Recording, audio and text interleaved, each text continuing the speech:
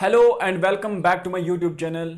आज हम basic X-ray physics का एक और इंपॉर्टेंट टॉपिक डिस्कस करेंगे, that is interaction of radiation with matter, और you can say interaction of X-rays with matter.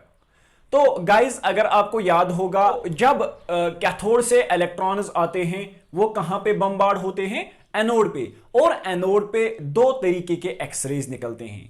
मैंने आपको अच्छे से मैकेनिज्म ऑफ एक्सरे प्रोडक्शन में पढ़ाया है कि दो तरह के एक्सरेज निकलते हैं एनोड पे। कौन कौन सी? ब्रह्मस्ट्रॉलिंग रेडिएशन और कैरेक्टरिस्टिक रेडिएशन निकलती हैं। ठीक है, हाँ। तो अब जब कैथोड से क्या निकलती हैं? एक्सरेज निकलते हैं, चाहे ब्रह्मस्ट्रॉलिंग रेडिएशन निकलेगी या कैरेक्टरिस्टिक रेडिएशन निकलेगी। तो ये जो एक्सरेज एनोड से निकलते हैं ये कहां पे पड़ जाते हैं? ये पेशेंट पे पड़ जाते हैं। ठीक है, तो ये जो एक्सरेज हैं ये पेशेंट की बॉडी के साथ इंटरेक्ट करते हैं। ठीक है, अब ये जो इंटरेक्शन है, ये जो एक्सरेज पेशेंट की बॉडी के साथ इंटरेक्ट करते हैं, ये बॉडी के एटम्स के ऑर्बिटल इलेक्ट्रॉन्स के साथ कर सकती हैं इंटरेक्शन, या एटम्स के न्यूक्लियस के साथ इंटरेक्शन करती हैं। सो जो एक्सरेज होते हैं जो कि पेशेंट पे पड़ जाते हैं, या तो ये ऑर्बिटल इलेक्ट्रॉन्स के साथ इंटरेक्ट करेगी या न्यूक्लियस के साथ इंटरेक्ट करेगी। So X-ray photons may interact either with orbital electrons or with the nucleus of the atoms. ठीक है, लेकिन अगर हम डायग्नोस्टिक एनर्जी रेंज की बात करेंगे, डायग्नोस्टिक एनर्जी रेंज में जो ये इंटरेक्शंस होती है ना, they are purely with orbital electrons. तो ये हमेशा ऑर्बिटल इलेक्ट्रॉन्स के साथ ही होता है, इसमें न्यूक्लियस की कोई इन्वॉल्वमेंट नहीं होता है। लेकिन ये पॉइंट जरूरी याद रखना है कि अगर हम किसकी बात करेंगे? डायग्नोस्टिक एनर्जी रेंज की बात करेंगे। ठीक है, हाँ। तो अब जब ये एक्सरेज बॉडी के साथ या टिश्यू के साथ इंटरेक्ट करते हैं तो इनको क्या हो जाता है? इनको एटीनेशन हो जाती है। यानी एटीनेशन का मतलब क्या होता है आगे जाके मैं अच्छे से समझाऊंगा। एटीनेशन का मतलब होता है एब्जॉर्ब होते हैं या स्कैटर होते हैं। एब्जॉर्प्शन और स्कैटरिंग दोनों को हम क्या बोलते हैं? एटीनेशन। तो जब एक्सरेज पेशेंट पे पड़ जाते हैं तो क्या होता है? एटीनेशन हो जाती है। ठीक है, हाँ। तो अब इस एटीनेशन के लिए कुछ प्रोसेसेस रेस्पॉन्सिबल हैं, कुछ इंटरेक्शंस रेस्पॉन्सिबल हैं, और उन्हीं इंटरेक्शंस को हमें डिस्कस करना है। बेसिकली जो ये रेडिएशंस या एक्सरेज पेशेंट के साथ या मैटर के साथ इंटरेक्ट करते हैं, these interactions are of 5 types. कितने टाइप्स की इंटरेक्शंस होती हैं? 5 टाइप्स की इंटरेक्शंस होती हैं। So the 5 interactions responsible for this attenuation are coherent scattering, second is Compton scattering, third is photoelectric effect, fourth is pair production, and the number last is photo disintegration. ठीक है, हाँ। तो यहां पे आपको एक पॉइंट याद रखना है कि जो पहली 3 इंटरेक्शंस है ना, coherent scattering, Compton scattering and photoelectric effect, they occur in diagnostic energy range. ये 3 इंटरेक्शंस डायग्नोस्टिक एनर्जी रेंज में होती हैं। लेकिन जो लास्ट के 2 इंटरेक्शंस हैं, pair production and photo disintegration, they do not occur in diagnostic energy range. ये diagnostic energy range में नहीं होते हैं। ठीक है, आई होप गाइज कि ये आपको समझ आया होगा। तो चलिए गाइज, अब हम क्या करेंगे? अब हम इन 5 इंटरेक्शंस को एक एक करके डिस्कस करेंगे। So we will first of all discuss coherent scattering. ठीक है, तो अगर हम कोहेरेंट स्कैटरिंग की बात करेंगे, कोहेरेंट स्कैटरिंग ऐसी इंटरेक्शंस होती हैं जिनमें क्या होता है कि जो इनकमिंग रेडिएशन आती है ना, इसकी डायरेक्शन में चेंज होता है, लेकिन वेवलेंथ में कोई चेंज नहीं होता है। सो coherent scattering are those interactions in which the radiation undergoes a change in direction without the change in wavelength. Wavelength में कोई चेंज नहीं होता है। देखिए यहां पे आपको अच्छे से समझ आएगा डायग्राम पे।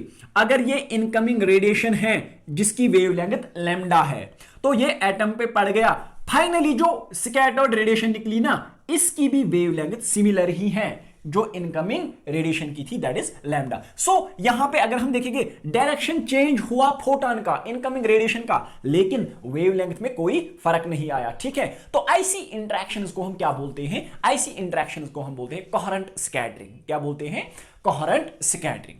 तो अब इस इंटरेक्शन में होता क्या है, बेसिकली जो ये इनकमिंग फोटोन होता है ये इस एटम के इलेक्ट्रॉन्स के साथ इंटरेक्ट करता है, और ये जो इस एटम में इलेक्ट्रॉन्स होता है उनको ये क्या करता है, उनको ये वाइब्रेट कराता है। It sets the incoming radiation sets the electrons of this atom in vibration, ये उनको वाइब्रेशन में डालता है, ठीक है। हाँ, तो वो जो वाइब्रेशन होती है उसकी फ्रीक्वेंसी कितनी होती है, जितनी इस इनकमिंग रेडिएशन की फ्रीक्वेंसी होती है ना, इस वाइब्रेशन की फ्रीक्वेंसी भी सिमिलर ही होती है, ठीक है। हाँ, तो अब आपको पता ही है कि कोई भी वाइब्रेटिंग पार्टिकल हो, the vibrating particle behaves as a charger particle, कोई भी वाइब्रेटिंग पार्टिकल चार्जर पार्टिकल की तरह बिहेव करता है, और ये जो वाइब्रेटिंग पार्टिकल है इट इमिट्स स्कैटर्ड रेडिएशंस, ये स्कैटर्ड रेडिएशंस को इमिट करता है, ठीक है। हाँ, तो मैंने पहले भी बोला कि डायरेक्शन चेंज होती है इन एक्सरेज की, इन रेडिएशंस की, ठीक है। हाँ, तो देखिए यहां से आपको अच्छे से पता चलेगा, यहां से आया इनकमिंग रेडिएशन, वो एटम पे पड़ गया, तो जो एटम के इलेक्ट्रॉन्स हैं उनको एक्साइटेशन हुई, उनको वाइब्रेशन हुई, ठीक है। हाँ, जिसको हम एक्साइटेशन भी बोलते हैं। तो जो ये वाइब्रेटिंग, अब ये वाइब्रेटिंग पार्टिकल है ना, ये क्या करता है, ये स्कैटर्ड रेडिएशंस को इमिट करता है। वेवलेंथ तो सेम ही रहेगी, ठीक है, वेवलेंथ तो सेम ही रहेगी, लेकिन इनकमिंग फोटोन इस डायरेक्शन में था, लेकिन जो यहां से रेडिएशन निकली उसने अपनी डायरेक्शन चेंज की, ठीक है। हां, तो अब ये जो अगर हम बोलेंगे this is the scattering angle theta, ठीक है। अब अगर हम इस स्कैटरिंग एंगल की बात करेंगे कि ये स्कैटरिंग कितनी होगी, स्कैटरिंग एंगल कितना होगा, ये डिपेंड करता है इस इनकमिंग फोटोन की एनर्जी पे। अगर इस इनकमिंग फोटोन की एनर्जी ज्यादा होगी तो ये जो स्कैटरिंग एंगल है ये ज्यादा बन जाएगा, यानी वी कैन से स्कैटरिंग ज्यादा होगी।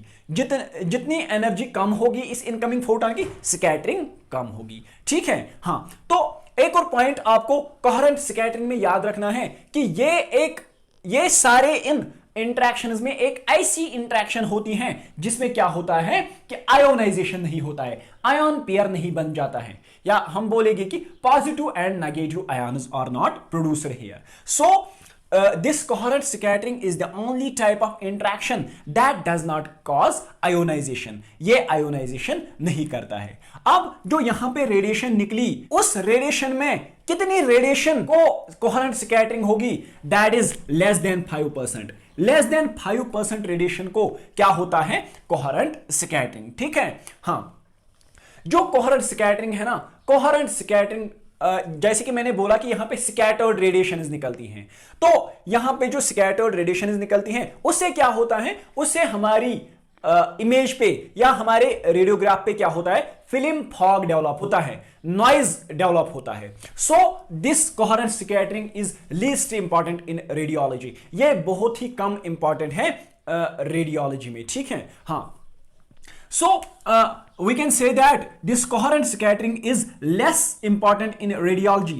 क्यों? Because the scattered radiation contribute to film fog or you can say noise, ठीक है। हाँ, तो अब जो हमारी coherent scattering है it is of two types, कितने टाइप्स की होती हैं, दो टाइप्स की coherent scattering होती हैं, ठीक है।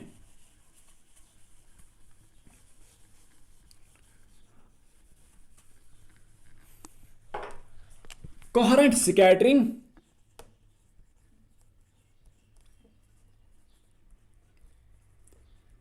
इज ऑफ टू टाइप्स, ठीक है।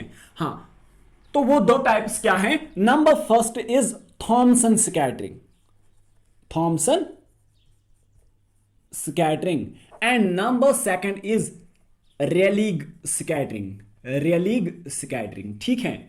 हाँ, ये एग्जाम में कभी पूछा जाता है, ठीक है, रेलिग स्कैटरिंग या थॉमसन स्कैटरिंग। हाँ, तो थॉमसन स्कैटरिंग में बेसिकली क्या होता है, थॉमसन स्कैटरिंग में सिंगल इलेक्ट्रॉन इन्वॉल्व होता है इंटरेक्शन में। तो ये आपको याद रखना है कि जब सिंगल इलेक्ट्रॉन इंटरेक्शन में इन्वॉल्व होगा, that very coherent scattering is called as Thomson scattering. तो अब अगर सारे इलेक्ट्रॉन्स इन्वॉल्व हो गए तो तो उस वाली कोहेरेंट स्कैटरिंग को हम बोलते हैं Rayleigh scattering. Rayleigh scattering, in Rayleigh scattering all electrons are involved, और electrons are involved in interaction. ठीक है,